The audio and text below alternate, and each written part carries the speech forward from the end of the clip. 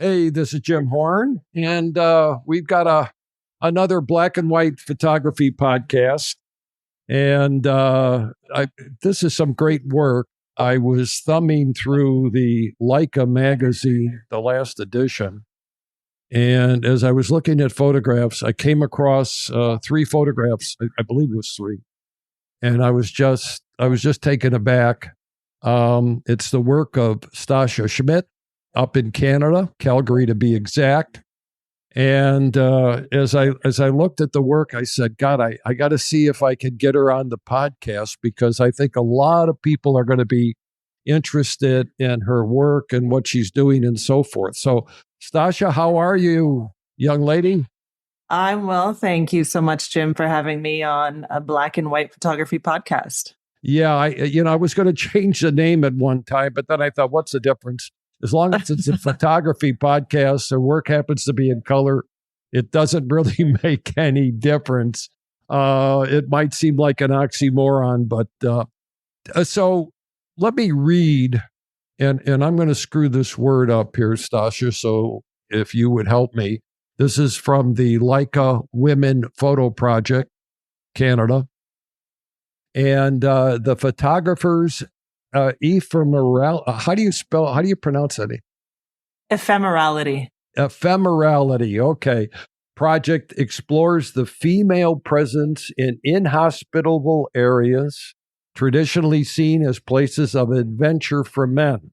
Born in 1978, Schmidt's series encourages the viewer to consider the idea that women have always been present, even though they often remain unrecognized and were not officially registered.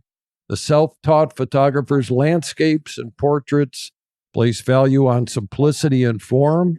She feels herself drawn to an unexpected surrealism in natural settings, and in her photographic process combines the influences of subversive femininity with sober reality. I love that. I love it. So, Stasia, how long have you been photographing? Actually, not very long. So I started shooting right at the beginning of 2022. 2020. Wow. 2020. And what did you Yeah. do before that? Well, I spent my 30s raising my two young daughters. Okay. And so I was home with them. And then when I turned 40, I decided, my early 40s, I decided that I wanted to take photography a little more serious than just taking occasional photos of my children. So that's what I started doing. Now, did you have an art background at all? Well, I was a makeup artist before I started having children. Okay. So, but as far as a formal art education, no. But really, makeup artistry is sort of artistry. I mean, I watch the Academy Awards and so forth, and I watch what these people do, and it's phenomenal work. It's really artwork. So when you decided to take up photography again, how did you come about this project? What was the thought process? Yeah, so I simply because of where I live, I was often shooting out in the mountains with friends. And I had an opportunity to join some photographers on a trip to Mongolia. And I knew that in going to Mongolia, I really wanted to try and showcase, rather not showcase, but capture a series or something that spoke to me within the landscape. There are so many brilliant landscape photographers out there, and I knew I wasn't really drawn in that direction so much. And so I just really worked to create my own series there. And before I went, I had the idea of inserting a shape into the landscape to emphasize the lines and the forms. And then that shape, when I was working through how to create that shape, I realized it would be a lot easier if I were to use my own self to create the shape. And out of that then came this idea of having a ghost within the landscape. So it all came together like that. Wow. Okay. So as you say in your introduction, the fact that Mongolia is not the typically place where men go. I mean, excuse me, women. It's just the guy talks about his trip to Mongolia, but it's really not where women you would typically think women would go. And I think you've broken the idea. Obviously, was to break the mold, right? Yeah, I like traveling to kind of out of the way spots, Mongolia, Greenland, Ethiopia. Like I'll go wherever it seems exciting. So, Wow. Okay. And so as we look at some or the couple of photographs that you have here, maybe you can describe them, where you've gotten the idea. And boy, I'll tell you, they're really impactful. Here we go, folks. Okay. This is entitled Ice Fall, but I you got to explain how you set this thing up. yeah. So go ahead. It's all yours. Okay, so this is in Banff National Park. This is a place called Saskatchewan Glacier, and you park on the Icefields Parkway, a road that goes between Banff and Jasper, or Lake Louise and Jasper, and then you hike or a ski or snowshoe. I think it's about 12 kilometers into the glacier. And there's some terrain management, and it's better to know how to move in winter environments. And so you get into the glacier and we're checking for crevasses and watching to make sure that everything is safe. And at this point, this cave has now disappeared. It's gone. It's collapsed. But in 2022, when I took this photo, there was a big, big cave, and it's under the toe of the glacier or the edge of the glacier. Mm-hmm. And we could go in. It was huge. And so I was there, I think, with 3 or 4 friends. And I scouted the cave, and you're always keeping an eye out for falling ice. I mean, you can see the shards down there on the floor where ice has fallen. But I scouted out the cave, found a composition that I liked, and of course my backpack is behind somewhere hidden there. Pulled out the ghost kind of layers. The camera was set up on an intervalometer, and then I just got in the frame and started shooting. Now, this is actually you in the frame. Is that correct? Yeah, it is. Wow. I mean, there's so much symbolism here. I mean, is what do you see in there? I see women coming out of the dark, or a woman, because I know it's your series, coming out of the darkness into the light. That's what I see. Yeah, I see it as almost a revelation. It's just like it's a happening. Is that what you wanted to I love that. achieve? Well, I mean, I think whenever a viewer is looking at art, it's always open to however a person interprets it. I'm really influenced by science fiction and fantasy, and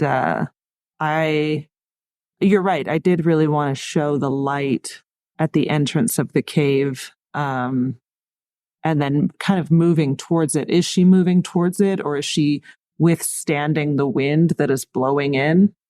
I'm not really sure. Yeah. Well, there's certainly symbolically, there would certainly be wind in her face, moving forward into. Mm-hmm. There's no doubt about that. And it's ideally captured. Have you shown this at any other exhibits at all in this particular photograph or series of photographs? Yeah. So there's a photography festival here in Alberta called Exposure Photography Festival, and I was chosen as 2024's emerging photographer. And so this this series, Ephemerality, was recognized in that way. And I have the opportunity to either show this series or a different series that I create next year in my own solo show. Wow. Phenomenal. Let's take a look at the next photograph. And if you people that are listening on the audio version, I've also got the YouTube version, and I would suggest you take a look at these photos. When the first thing I thought of when I saw this was obviously the ghost-like figure of the woman. Then I saw the flowing of the water somehow matching the flowing of the gown. It just seemed to all work together. Why don't you? Yeah.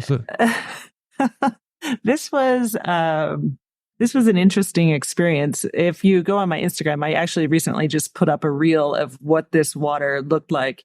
This was in Greenland, on Disco Island, which is a large island off the coast of Greenland. And they were having a once in 40-year rain event in September. And so the flow of this water was unbelievable. Very powerful. I mean, there was no way you ever wanted to fall in because you were not going to survive the raging water.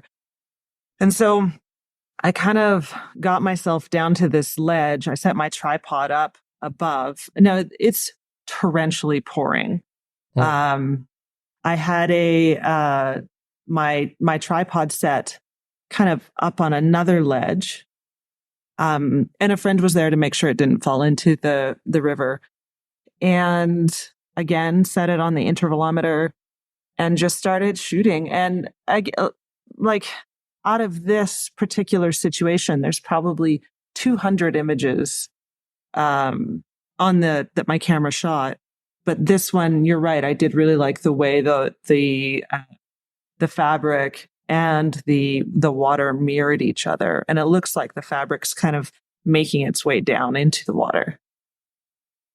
Thinking back on the other photograph and this one,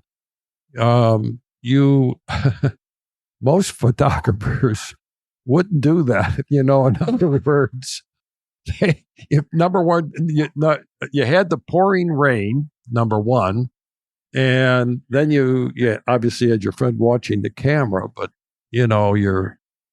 I had never thought of that, to do a self-portrait, just set it on the intervalometer, as you said, and just start snapping away. And you're eventually going to get the shot you want. And now going back to the ice shot, was that just you? In other words, the camera was just set up. You set the camera up, walked around, and then did the shot. In other words, there wasn't anybody there tending to the camera. No, sometimes I'll ask a friend, how does this pose look? Okay. And I'll get feedback and try it. They're challenging images to create, for sure. Boy, you're not kidding. Now in the Leica Photo International, I saw three images. Do you have, how many are part of this series? Is it more than 3 or? I think there's 10. 10. Okay. Yeah. And if people wanted to see more of these images, where would they go? Or maybe even possibly might even want to purchase some of the images. Where would they go? Yeah. So I have a website, stasiaschmidt.com. Okay. And they can reach out to me on there regarding prints. The whole series is there as well under Ephemerality. And I love to hear from people. So well, now I can pronounce that word, ephemerality. I couldn't. There you go. Before. That's perfect. Yeah, I couldn't before. So as you're going forward, these are great images, folks. As you're going forward, what is your next idea for your next project coming, next year or this year or the remainder of this year? Yeah, I have a couple of ideas that I want to start shooting. I'm not really sure how they'll turn out. I don't always love to talk about things before I start doing them. Yeah. But I am going to Bolivia early 2025, and I have an idea of some more surrealism type stuff within the Bolivian landscape that I'm very excited about. So we'll see where that leads me. Do you, and I've heard this before, that really the best photographers, before they go to a place to do a project like yours, they do quite a bit of research. Is that what you typically do?